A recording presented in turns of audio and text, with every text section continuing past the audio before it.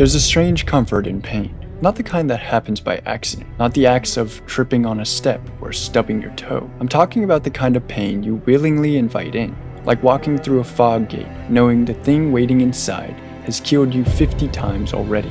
It's the ritual of spending 3 hours against a boss that mocks you with its opening cutscene just to wipe you across the floor before you can even blink. It's losing 60,000 souls in one mistimed dodge, gripping the controller so hard your hands cramp, staring at the "you died" screen as if it's a personal insult to you.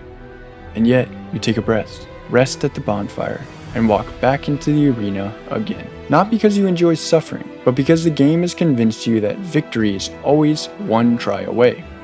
That's not just gameplay, that's an obsession, that's a ritual. That's a demon that doesn't just haunt you, it owns you. And the wildest part? FromSoftware didn't sit down in a boardroom and say, let's build a cultural virus that rewires how people think about games. There wasn't a clean corporate plan with bullet points, but somehow, that's exactly what happened. Whether by accident, chaos, or the stubborn genius of Hidetaka Miyazaki, they birthed something unforgettable. Something that seeps into you, whispering, suffer to learn, fail, and return. And now, none of us can stop chasing that high. This is why FromSoft created a demon.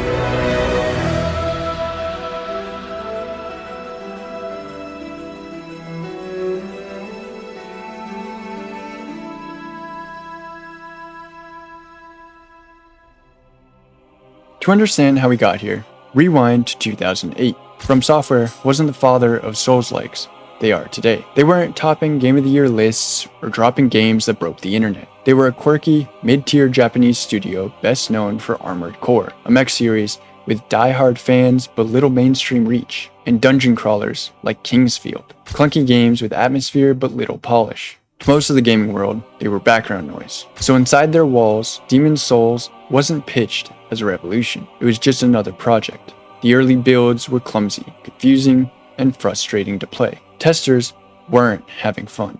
Systems didn't fit together. Combat felt stiff. It looked like another forgettable title destined to vanish on store shelves. Enter Hidetaka Miyazaki.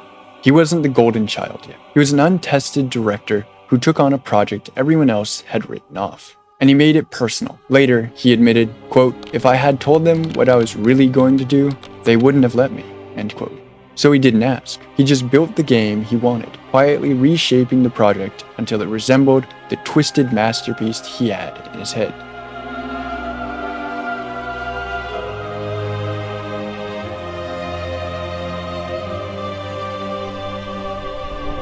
When Sony Japan finally saw Demon's Souls, they were horrified. Shiyu Yoshida, then head of Sony Worldwide Studios, infamously called it awful, after failing to get past the opening. Think about that. One of the biggest executives in gaming wrote off the future of an entire genre after a single frustrating playthrough. From a marketing perspective, they weren't wrong. There was no minimap, no tutorial to hold your hand. Most players died in minutes and wandered in circles. This wasn't accessible, it was hostile. Sony all but buried it. No Western release, no marketing push. They assumed it would fade into obscurity. But then Atlus and Bandai Namco stepped in. Atlus published it in the US in 2009, and players devoured it. Forums lit up with survival guides, boss strategies, and "you won't believe what killed me this time" posts. Streamers showcased insane deaths and equally insane victories. Suddenly, the game Sony had dismissed as a failure became a cult phenomenon. The demon had escaped its cage.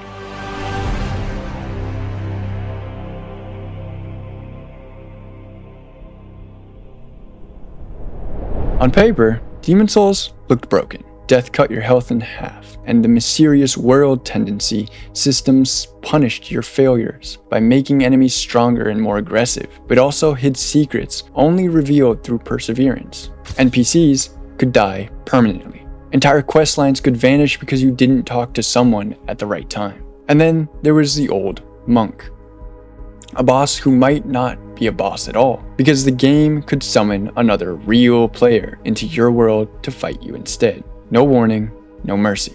One second, you're bracing for a fight. Next, some dude named Lemon Squirts is rolling into the arena ready to ruin your life. Most studios would have called that bad design. Miyazaki called it the point. Demon's Souls didn't care if you missed content. It didn't care if you failed. It dared you to care. And that became the blueprint. Miyazaki's storytelling style comes from his childhood. He read English fantasy novels he couldn't fully understand, filling the gaps with his imagination. That fragmented, dreamlike way of constructing stories became the heart of the Souls formula. Lore wasn't handed to you. It was scattered across item descriptions, half-spoken dialogue, and the ruins of a world already long past saving. You didn't receive the story. You pieced it together. You became it. That's why players still argue about the meaning of things that they find years later. The mystery isn't a flaw, it's the design.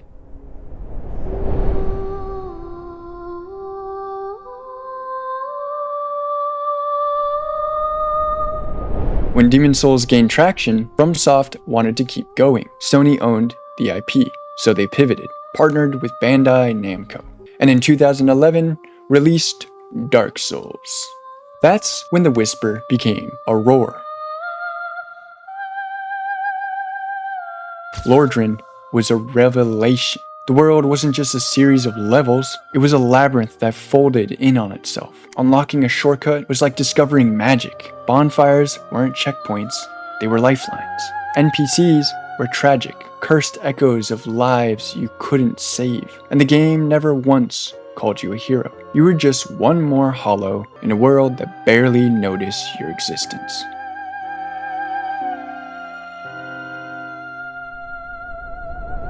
Now, it's time to talk about the black sheep of Dark Souls 2. We all know most of the facts already. The engine broke during development, and the lighting was downgraded. The way levels were built either made them feel disconnected or downright stupid. And this made sense, seeing that Miyazaki wasn't at the helm this time. After the grueling time making sure the broken game engine finally worked and that it was ready for release, fans were split. But thematically, I have to say, it was brilliant.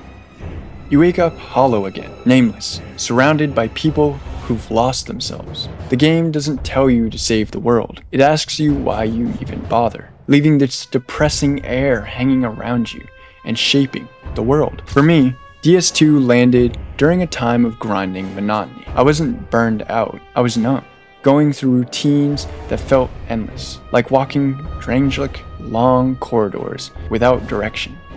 And it wasn't the best game to play when beating its bosses didn't feel triumphant. It felt like dragging myself forward because the alternative was standing still. And in that way, it mirrored my life. This small realization now makes me look at DS2 a bit differently. I can appreciate that I took the time to play it, and it showed me that even at the worst points, when being 40 hours in, only to find out I had to level iframes to dodge a simple strike, I still found some accomplishment in it. We don't talk about Iron Keep though, I'd rather not remember that.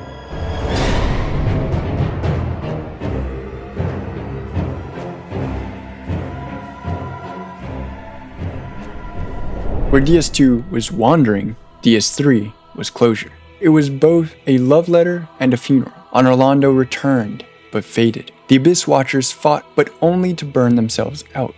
The first flame sputtered like a dying ember. When I played DS3, it was right around Christmas time, but the memories of the previous title left me feeling apprehensive. At the time, my life was shifting fast, and I was scared of letting go of the things that defined me. DS3 showed me that endings aren't failures, they're inevitable. The question is whether you fight to link the flame again or let it fade. After the success of the Dark Souls series, imitators flooded in. Noah, Hollow Knight, The Surge, Remnant, Lies of P, even God of War and Jedi Fallen Order. They copied the combat, the checkpoints, the difficulty, but most of them missed the heart. Souls games aren't about being hard, they're about curiosity, about persistence, about that quiet moment where you finally beat the boss who seemed impossible and no one else sees it but you. That's the demon, and no matter how many try, nobody has been able to bottle it since.